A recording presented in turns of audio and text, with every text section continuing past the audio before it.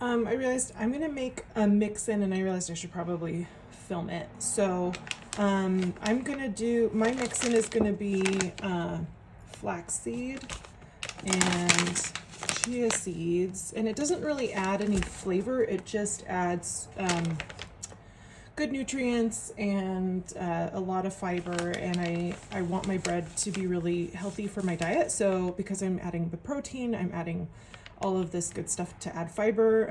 It's going to really help with that. So I'm going to do half a cup of flaxseed, and then I'm going to do half a cup of chia seed.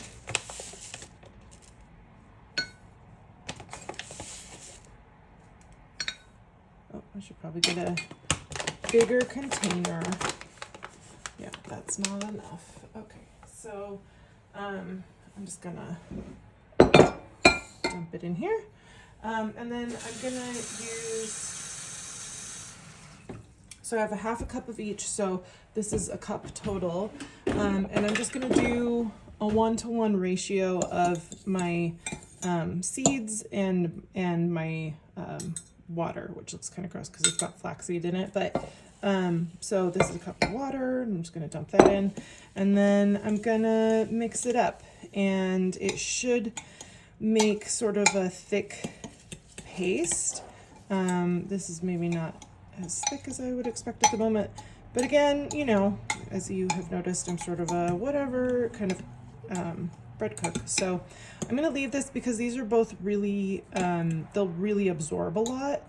And so I'm going to leave this during this first half hour that I am waiting for my bread. And this is going to become a thick paste. And then as I do my stretch and folds, I'm going to take this and mix it into things.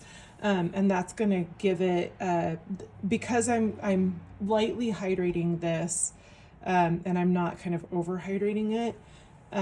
This shouldn't absorb any of the water from the bread, because if you just throw them in, these might absorb some of the water that's in the dough and make a dry bread.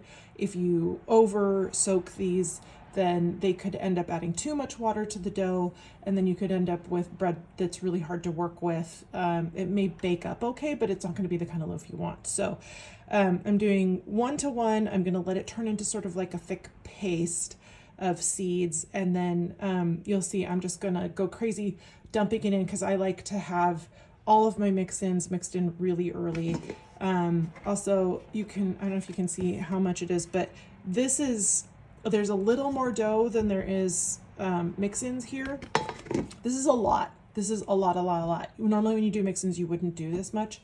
I do it because as the bread gets bigger, there's kind of enough room for this stuff, but at first when I mix it in, you'll see it'll be sort of like falling apart a little bit because there's so much mix in. But as I go through the stretch and folds and it proofs a little bit and gets bigger, there will become room for this. Or there'll grow room for this. So anyway, that's the mix in piece of it.